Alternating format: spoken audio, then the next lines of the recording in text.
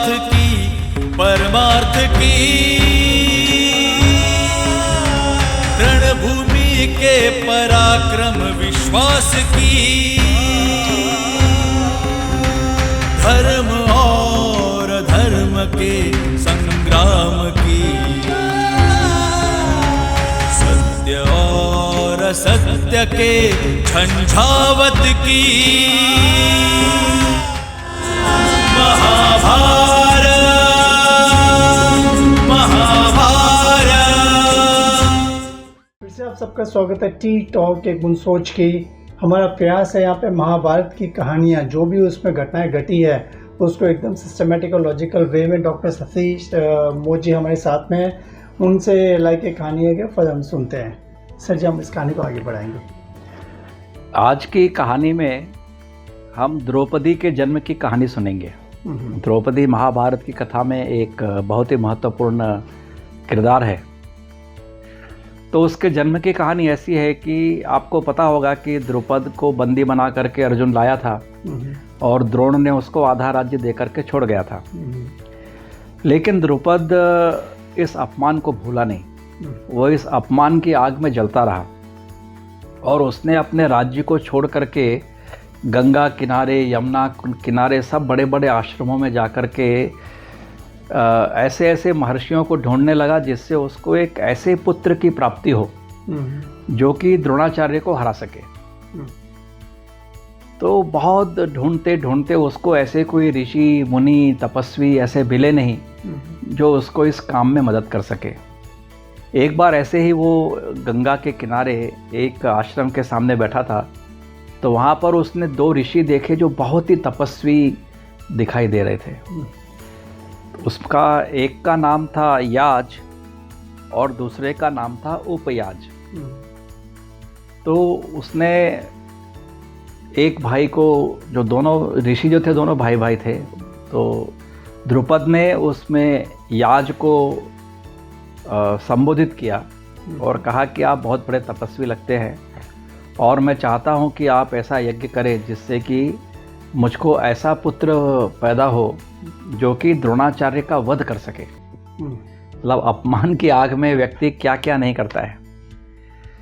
तो याज ने कहा कि देखो ये सब काम तो मैं करता नहीं हूँ, आपको जब उद्देश्य है आपके लिए अच्छा होगा, लेकिन मैं ये सब काम करता नहीं हूँ, आप मेरे भाई उनसे बात करो।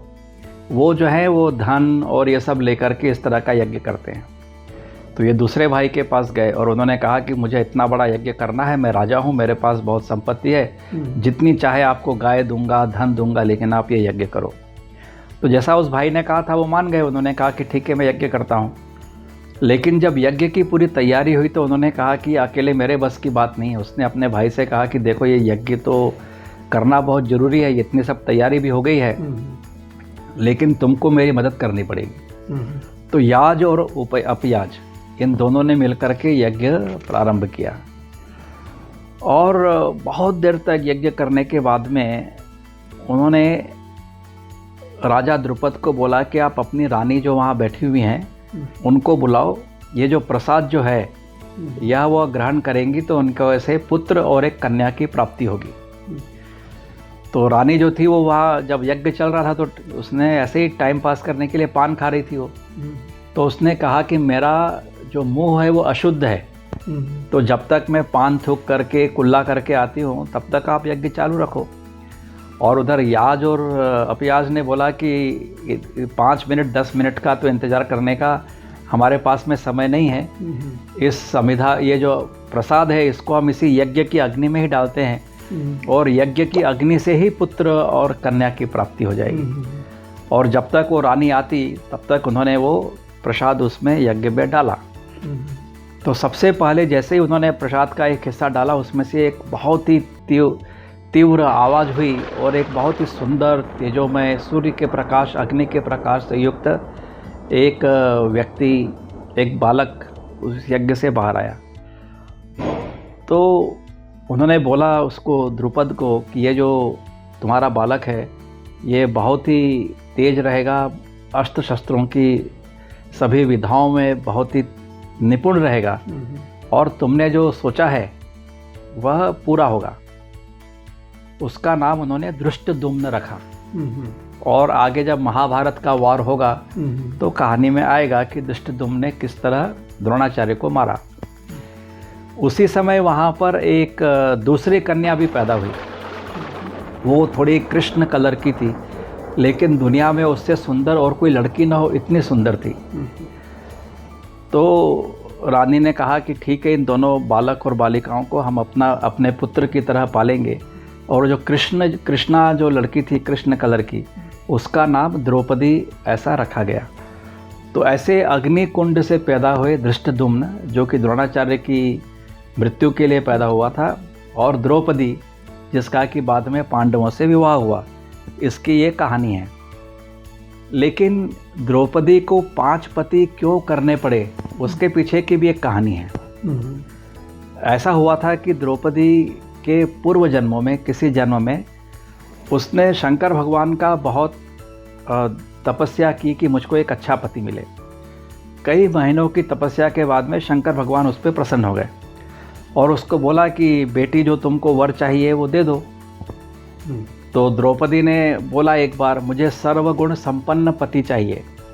उसको ऐसा लगा कि भगवान शंकर का ध्यान कहीं और सुन नहीं रहे, तो उसने फिर से बोला मुझे सर्वगुण संपन्न पति चाहिए। ऐसा करते करते उसने 5 बार बोल दिया।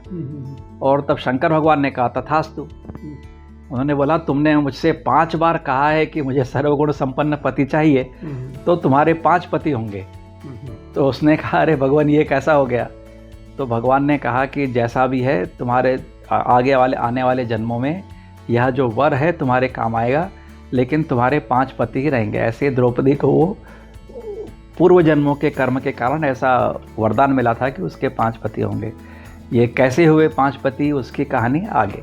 नमस्कार। बहुत ही इंटरेस्टिंग इंसाइट्स महाभारत के डॉक्टर सतीश मोहित के थ्रू मिल रही है। जुड़े रहेगा टी टॉक एक बूंद सोच के साथ में next episode with doctor Satish Mohit on T talk एक बूंद सोच की commentary on Mahabharat. Thank you, धन्यवाद सर।